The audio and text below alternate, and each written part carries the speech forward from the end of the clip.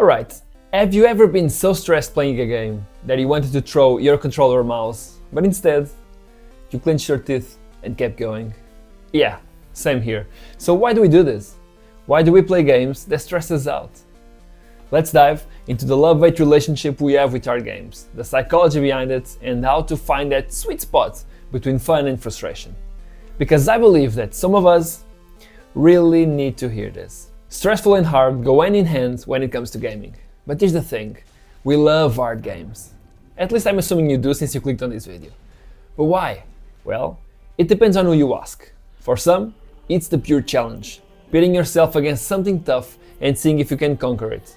For others, it's the feeling of overcoming those challenges, that rush of pride and accomplishment when you finally succeed. And then, there are those of us who just want to prove a point, to ourselves, our friends, or the game itself. Maybe they have been challenged by something or someone and just want to prove they're able to overcome that challenge, whatever it may be. But it might even be different for you, so let me know in the comments why you stick with hard games, as I'm really curious about it.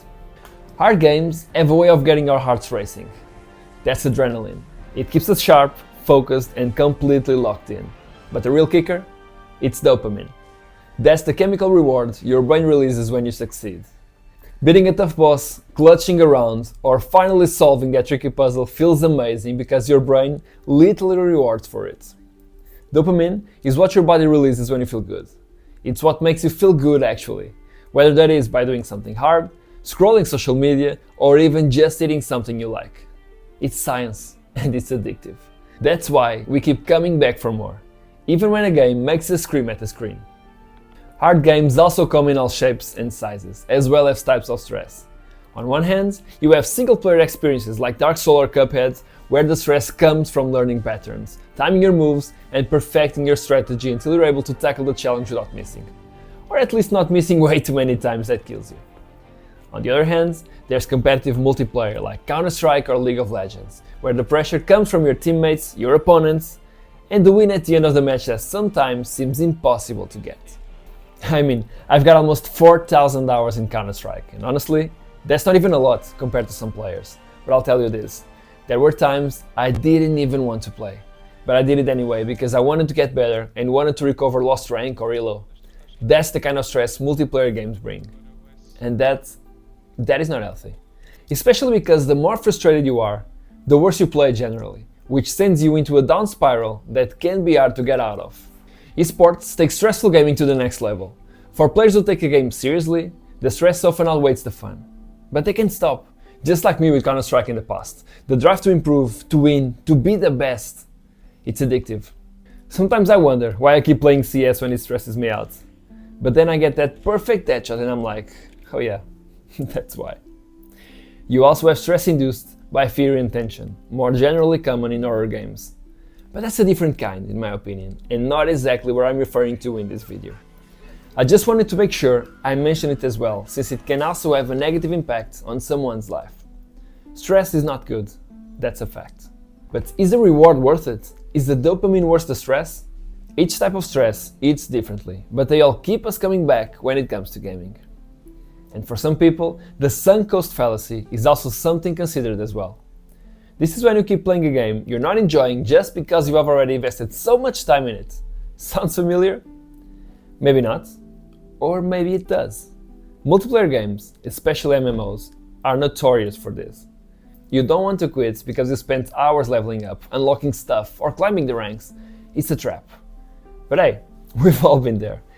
I've been there for a long time. I had literal FOMO with RuneScape a few years ago. And if you are playing a game you're not enjoying, you'll eventually end up frustrated or stressed. And to be honest, that's the time to quit. Yes, you loved it in the past, but that's exactly it, the past. And some things are good to be left there.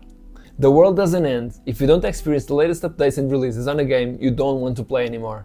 It's actually awesome that feeling you get when you finally decide to take a step back and release yourself from that game.